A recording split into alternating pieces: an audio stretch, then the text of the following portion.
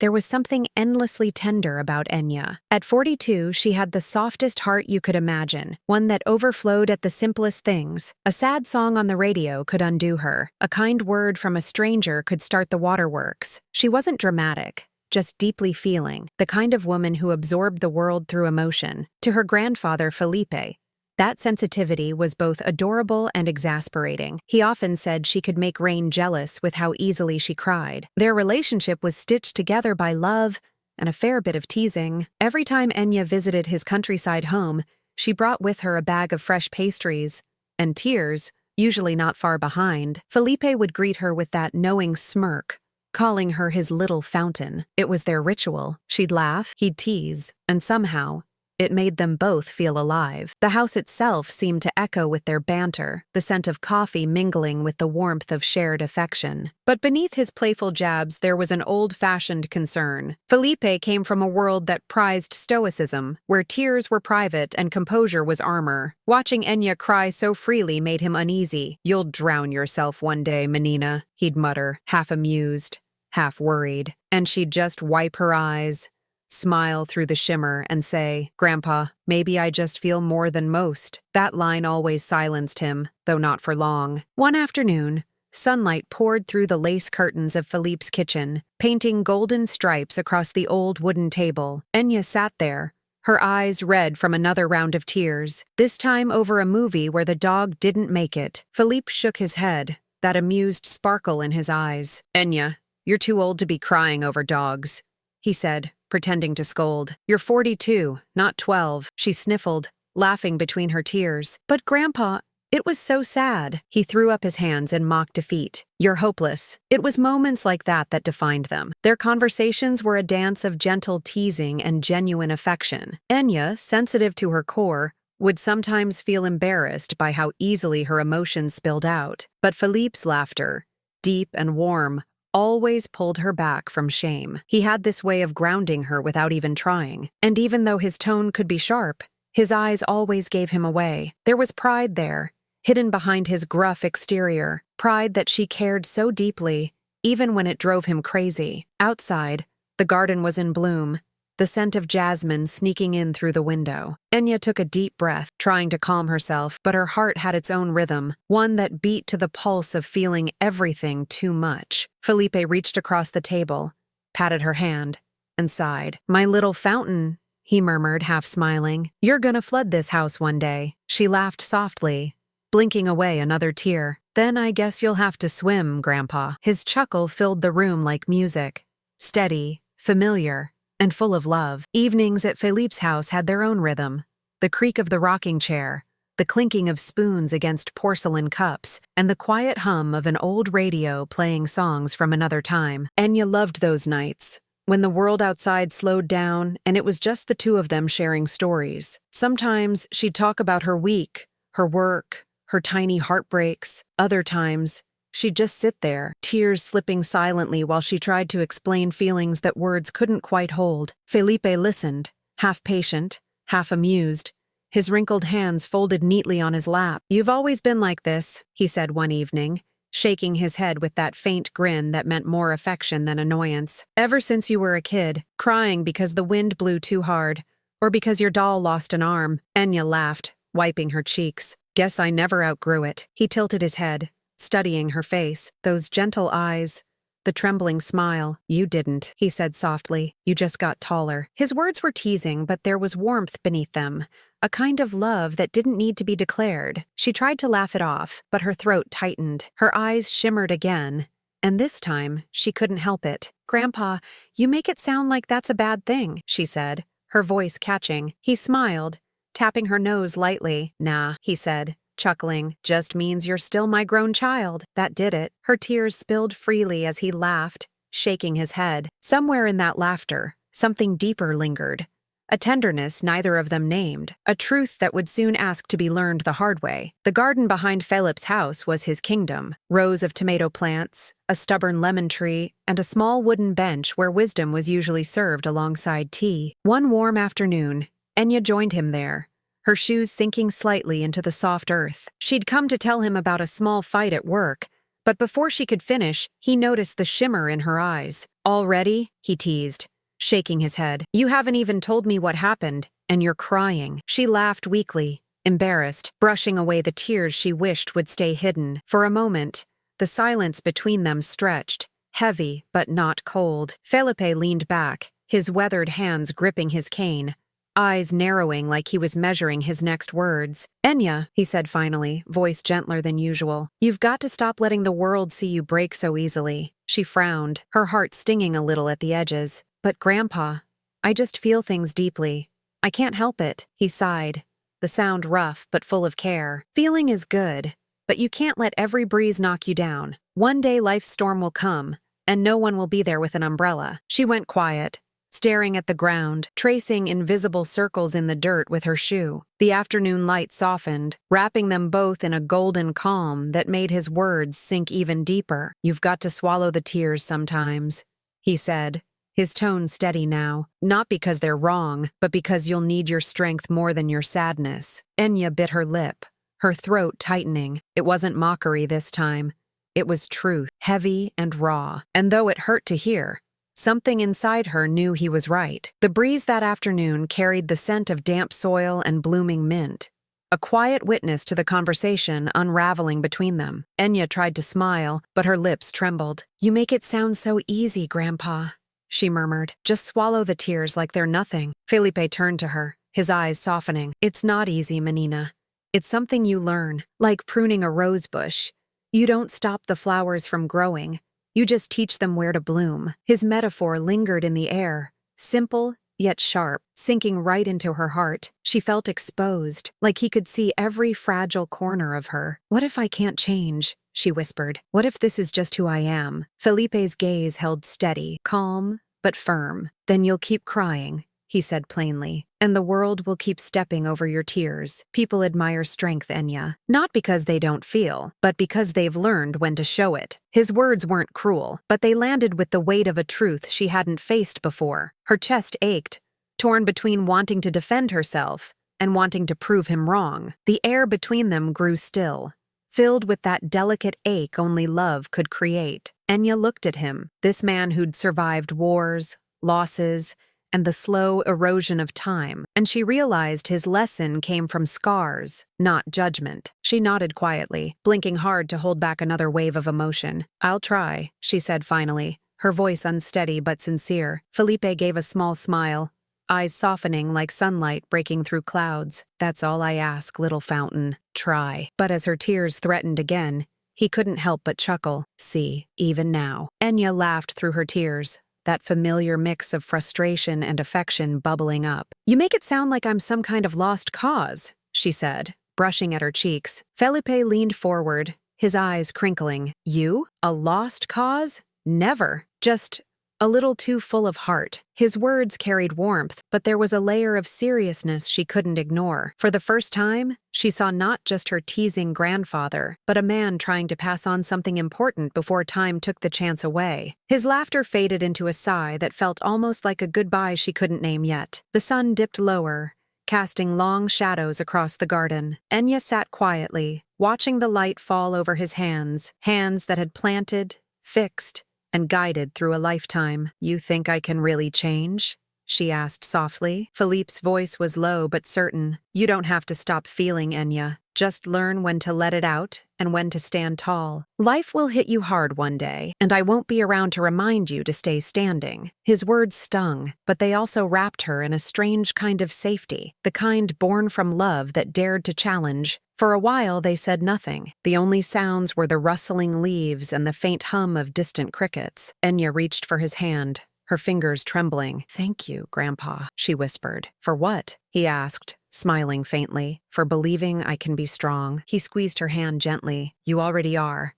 You just don't see it yet. She didn't answer, afraid her voice would break, and as the sky turned gold to gray, she sat there beside him, tears swallowed, heart full, unknowingly stepping into the lesson that would change her forever. Weeks drifted by like slow-moving clouds, and for the first time in her life, Enya began to test her strength. Each morning felt like a quiet rehearsal for resilience. When she spilled her coffee, she took a deep breath instead of crying. When someone at work snapped at her, she bit her lip, remembered her grandfather's words, and swallowed the tears that once came so easily. It wasn't natural yet. It felt like wearing shoes a size too small, but she tried, because somewhere in her heart, she wanted to make him proud. Phelipe noticed the change before she even said a word. He watched her as she moved through the house, calmer, quieter, with that faint restraint in her smile. "Something's different," he muttered one afternoon, pretending not to care, though the corners of his mouth twitched with pride. Enya only shrugged, playing coy. "Maybe I'm learning." He raised a brow. "Learning what?" She smiled softly. "To stand tall." He chuckled, shaking his head. "About time." But later, as she walked away, his gaze lingered longer than usual, part admiration, part worry he didn't dare voice. The house felt different too. It was as if her newfound calm had wrapped itself around the walls. Gone were the echoing sobs, replaced by quiet cups of tea and gentle nods of understanding. Yet somewhere between that peace and the silence, something tender had begun to fade. Phelipe could feel it. The lightness, the laughter, that emotional spark that once made their home feel so alive. He wanted to say something, to tease her back into her old ways, but the words caught in his throat. Pride held him back, even as a faint sadness began to take root. Enya didn't notice the change right away. To her, holding back her tears felt like victory, a quiet strength she could finally call her own. She'd look in the mirror and see someone steadier, someone who didn't crumble at the weight of small sadnesses. Yet, in her efforts to be strong, she found herself laughing less, talking less. It was as if each unshed tear took a little piece of her warmth with it. Her smile had become measured, polite, a curtain drawn over what once flowed freely. She was learning, yes, but also losing something she didn't yet understand. Phelipe felt it in the small moments. When she visited, she no longer filled the rooms with stories and emotion. Their afternoons had grown quieter, still kind, still full of love, but somehow distant. One evening, as he watched her sip tea in silence, he sighed. "You've changed, Enya," he said softly. She looked up almost proudly. "You told me to." He nodded, his eyes heavy. "I did. I just didn't mean for you to go quiet on me too." The words hung in the air like dust in sunlight, faint, beautiful, and impossible to catch once they'd fallen. She didn't know what to say. For so long she'd been afraid of disappointing him, of seeming weak. Now, seeing that glint of sadness in his eyes, she realized strength wasn't as simple as holding everything in. "I'm just trying to do what you said," she murmured, almost apologetically. He smiled faintly, the wrinkles at his eyes deepening. "I know, Menina, and I'm proud of you." But even as he said it, something in his voice carried a trace of longing for the girl who once cried at everything, even when she didn't need to. The days grew slower, and so did Phelipe. His steps became shorter, his laughter less frequent, though his teasing never completely disappeared. Enya, always attentive, noticed the small things, how he sat longer before getting up, how his hands trembled slightly when pouring tea. Yet neither of them spoke about it. Instead, they clung to their new fragile rhythm, quiet conversations, small smiles, and the soft comfort of just being near. Sometimes, silence was enough, or at least they pretended it was. One evening, the air smelled of rain. They sat by the window, steam rising from their cups, the rhythmic tapping of drops on glass filling the spaces their words didn't reach. Phelipe looked at her with a tired but content gaze. "You've done well," he said, his voice low and deliberate. "You've learned." Enya turned to him, caught between pride and an ache she couldn't name. "You think so?" He nodded slowly, a faint smile touching his lips. "You've stopped crying. That's something," but his tone wavered, as though he wasn't sure if it truly was. Enya smiled back, but it didn't reach her eyes. She wanted to tell him that it hadn't been easy, that sometimes she missed the old version of herself, the one who felt everything too much, who made him laugh with her tears. Instead, she only whispered, "Thank you." He reached over, resting his trembling hand on hers, the warmth of it both comforting and fleeting. "Good girl," he said gently. "You've learned." Outside, the rain softened to a drizzle, the kind that feels almost like a sigh, a quiet pause before something unspoken begins to change. The morning came quietly, without warning, as endings often do. The countryside house felt unusually still, the kind of stillness that settles deep, as if even the walls are holding their breath. Enya arrived early, carrying a basket of fresh bread and his favorite jam, just as she always did. But when she stepped into the kitchen, the kettle wasn't whistling, the radio wasn't humming, and the chair where Phelipe always sat was empty. A cold unease crept through her chest, spreading fast, sharp, certain. Something was wrong, so terribly wrong. She found him in his room, the morning light falling gently across his face. Peaceful, too peaceful. For a moment, Enya just stood there, unable to move, her mind refusing to accept what her heart already knew. "Grandpa?" she whispered, her voice trembling. No answer. Her knees weakened, and for the first time in weeks, the tears threatened to rise. But then, like a reflex, she swallowed hard. Swallow the tears. The words came to her like a command, echoing from somewhere deep inside. She pressed a shaking hand to her lips, choking back the sob that begged to escape. By the time the rest of the family arrived, Enya's face was calm, her voice steady. She moved through the house like someone carrying a sacred task, directing quietly, comforting others. Her mother cried openly, her siblings wept into their hands, but Enya stood still. There was a strength in her posture, an eerie calm that drew both admiration and confusion. They whispered about her composure, how she didn't shed a tear. She must be in shock, someone said. But inside, Enya knew it wasn't shock. It was his lesson, living through her, holding her heart captive when it most wanted to break. The hours that followed felt like fragments of a dream she couldn't quite wake from. The house filled with voices, footsteps, the muffled rhythm of grief. Distant relatives spoke softly in corners. The smell of coffee mingled with the faint scent of lilies, the kind people bring when words aren't enough. Enya moved among them like a shadow, gentle but detached, offering comfort with quiet nods and small touches. She didn't cry, not once. Inside, she repeated her grandfather's voice over and over. "Swallow the tears, Menina. Stay standing." It became her anchor, her armor, her curse. At the service, the priest's voice rose and fell in solemn waves, but Enya heard almost none of it. Her eyes stayed fixed on the casket, tracing the grain of the wood as if it could tell her something, a secret, a final message. Her siblings clung to each other, their sobs echoing softly through the small chapel. Enya stood apart, hands clasped tightly, her expression serene. Some looked at her with pity, others with admiration. "She's strong," they whispered. "She takes after him." And though she didn't flinch, a part of her wondered if strength was really what this was, or if it was just silence wearing a mask. When the final prayer ended, she stepped forward to place a single white rose atop the casket. Her hand trembled, but her face remained still. "Goodbye, Grandpa," she whispered, her voice barely audible. The words didn't sound like farewell, more like a promise. Around her, tears fell freely, the air thick with sorrow. Yet Enya stood rooted, dry-eyed and calm, the echo of his lesson tightening around her heart like a thread pulled too tight. She had become everything he asked her to be, and somehow, that realization hurt more than the loss itself. As the day faded, the sky turned the same muted gray as the stones scattered around the cemetery. The air smelled of wet grass and farewell. Enya stood long after most had gone, the chill of the evening settling into her bones. The quiet pressed in around her, heavy but familiar. She thought of the garden, the lemon tree, the laughter that once filled his house. It all felt impossibly far away now, like a story she'd once been part of but could no longer touch. Still, she didn't cry. Her eyes burned, her throat ached, but she stayed composed, just as he had taught her. Her mother approached gently, placing a hand on her shoulder. "Sweetheart, you don't have to be so strong," she said softly. Enya smiled faintly, shaking her head. "I'm not being strong, Mom.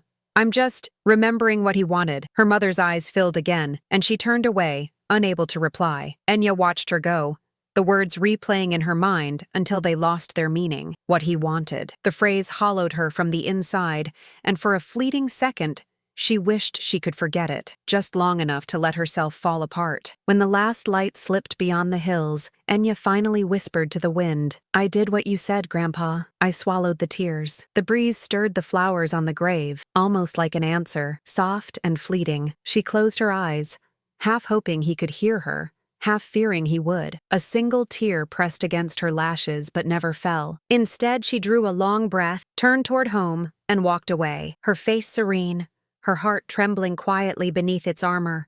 the lesson she'd mastered now weighing heavier than ever before. The house felt emptier than ever. Days after the funeral, Enya found herself wandering through its rooms like a ghost of her own memories. The scent of his cologne still lingered faintly in the air, that warm, earthy blend of tobacco and cedar that always made her feel safe. His slippers remained by the bedside. His favorite hat still hung by the door. Everything was the same. And yet nothing was. She sat in his old armchair, running her fingers along the worn fabric, tracing the shape of the man who'd once filled it. The silence felt alive, whispering his lessons back to her in echoes. On the small table beside the chair sat a stack of photographs, edges curled from years of touch. Enya picked one up. It was the two of them, taken long ago. She must have been 10. Her face streaked with tears, and he was laughing.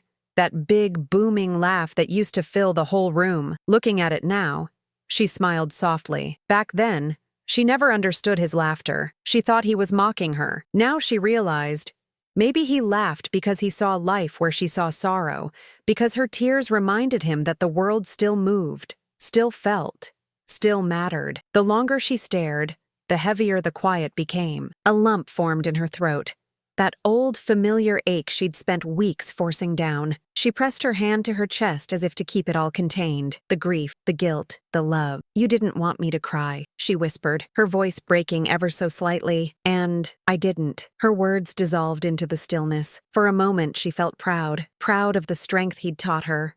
Proud of the promise she'd kept. But beneath that pride lay something tender and painful. Something that pulsed like a wound refusing to heal. That night, Enya couldn't sleep. The ticking of the clock by her bed felt louder than usual, each second pricking at the quiet like a drop of water on stone. She turned over, stared at the ceiling, and tried to remember the last thing her grandfather said to her. "Swallow the tears, Menina. Don't let life think it can beat you." His words had always sounded like wisdom, a shield against weakness. But lying there in the dark, Enya began to wonder if maybe strength wasn't about holding it all in. Maybe it was about letting something out before it drowned you from the inside. She sat up, eyes tracing the faint outline of the window. Outside, the moonlight spilled across the garden, the same one where her grandfather used to prune the lemon tree every Sunday morning. It was wild now, the branches heavy with unpicked fruit. Enya slipped out of bed, wrapped a shawl around her shoulders, and went out barefoot. The ground was cold and damp beneath her feet. She stood under the tree for a long moment, staring up at its twisting branches. "You'd hate to see it like this,"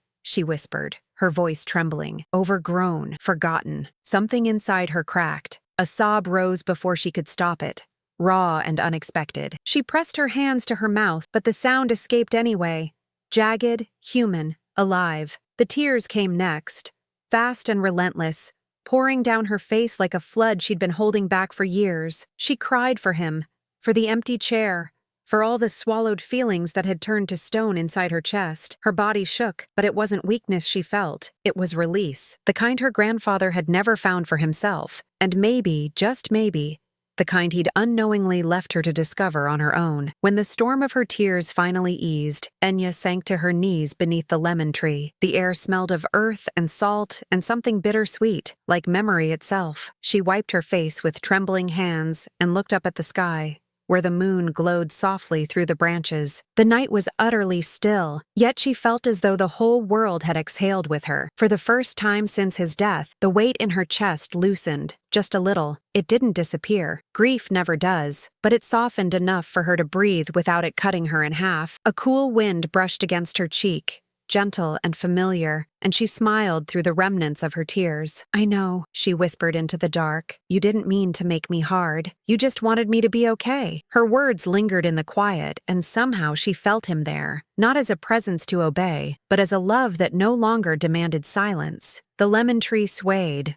leaves whispering in the breeze like an answer. She reached out and caught a fallen lemon in her hand, its surface rough, imperfect, real. Enya stood and looked back at the house, her house now, and yet still his in spirit. Tomorrow, she decided, she would prune the branches, sweep the old porch, and finally move his slippers from beside the bed. Not to forget him, but to let the living part of him stay with her in a new way. As she turned to go inside, she caught her reflection faintly in the window, her eyes red, her face soft, and for the first time in her life, she didn't wipe the tears away. She let them stay, shining quietly, proof that she had learned the truth he never could, that sometimes swallowing the tears isn't strength, but letting them fall is.